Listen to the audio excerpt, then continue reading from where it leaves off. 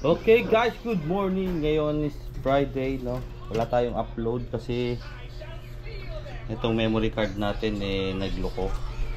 Yung unang memory card natin hindi siya pang compatible sa GoPro.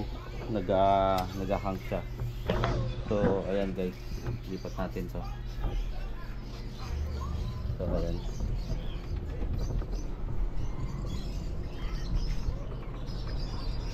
Ayan. So ngayong araw magbibilad tayo. So syempre today is Friday. Actually dapat kahapon. Pero okay lang kasi twice a week lang naman tayo nagbibilad. So ayan, meron na rin siyang PCB. So, syempre yan yung ating vitamins for the whole season. Pero yan, gusto niyo sumubok, just message niyo lang ako para makita nyo yung ating marami nang sumubok at meron nagpatunay na maganda talaga. So yun lang guys, kukuhain ko pa yung iba. Peace out. So guys, ito naman yung mga donor natin yun na sila. Saka ito yung time din ng sanitize natin. Every once, ang tawag nito, twice a week tayo nag-sanitize. So ayan o. Ayan sila. Apat na lang. Sabi to orange no. So ayan guys, mamaya sa sanitize natin yan, papakita ko sa inyo. So ayan, syempre Danner leather box, Het Hypo PH Wits. So ayan, available pa rin to. Pero mag-hold back na tayo dito, siguro mga isa-dalawa. Ayan.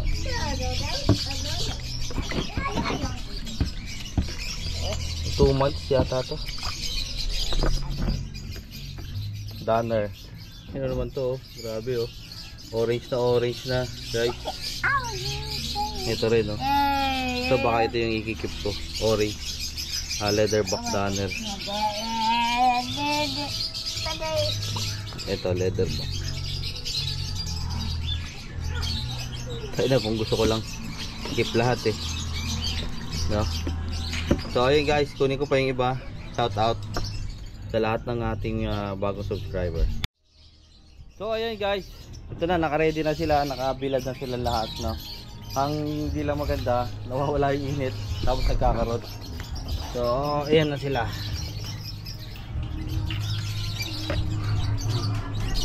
Yung breeder natin no. Ayan, no. So ito makikita nyo no, dilaw na siya. Dati light colors lang siya, gawa ng PCB. Nai-enhance niya yung mga colors. Ito dati lalan to, kulay na ito wala, hindi nyo makikita. So ayan, na-enhance na siya, gawa ng PCB dahil sa pagbabad ng ating kulay. So ayan, ito orange naman talaga yan, kaso medyo stress sa ilaw. Oh ayan. So ito yung ating bago, galing kay Sir Norman, GSTV line Danner Hypo Trans. So quad jeans. So dito natin ipapares sa GS Hypo 100% with bleach het trans. So yan, sila yung possible na magpapares. Tapos ito yung pang out natin na Hypo 66 het trans, ay het zero pala, sorry. Yan, ito yung holdback natin na zero. Male to male. Ito male din to, male. Yan. Sa mga naghahanap ng magandang quality breeders, yan, pwede ko kayong ano dyan. So ayan o, kita nyo orange, yan yung kalabasa na kinain nila nung nakaraang araw.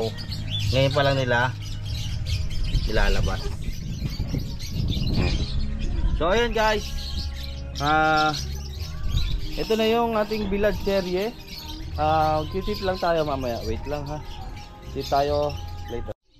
So ayun guys no, magandang umaga, hapon, tanghali, gabi saan man dako kayo nanonood na Pilipinas. Ayan. Ang tip natin for today Very important po, magpakain tayo ng gulay. Yan, katulad ng kalabasa, malunggay, pechay, broccoli, ano pa ba? Basta yung chart ng bearded dragon na pwede silang pakainin. Yan, gumamela yan, maganda rin yon. Habang bata pa lang sila, dapat marunong na silang kumain ng gulay kasi once na nag-adult stage sila, more on na vegetables na kasi sila. Ngayon, kung may na kumain ng yung bearded dragon ng mga gulay, wala kayong choice kung hindi pa kainin sila ng insect. Which is ang insect, hindi siya advisable sa adult, no? Ano na siya, dapat less insect na ang adult. So kaya yun ang aking tip for today. So pagpasensya nyo na yung background ko na sinampay. Feed your bearded vegetables, lalo na sa hatchlings, para matuto silang kumain ng gulay. So yun lang mga kabalbas. Don't forget to subscribe, like, and share na rin sa ating mga video para lagi kayong updated sa aking mga vlogs, no? So yun lang, hanggang sa muli, peace out. So ayan guys, no, nililinisan ko muna siya ng pinupunasan ko muna siya ng basang may sabon.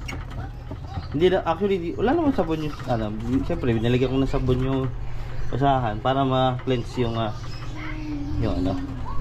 tapos kasi wala tayong mating, naubusan tayo ng mating. So kailangan yan, meron talagang mat para hindi dumikit dito yung yung mga bacteria doon sa salamin, no? Yun lang, lilinisin nyo tapos i-disinfect nyo ng alcohol syempre mamaya. Yun lang.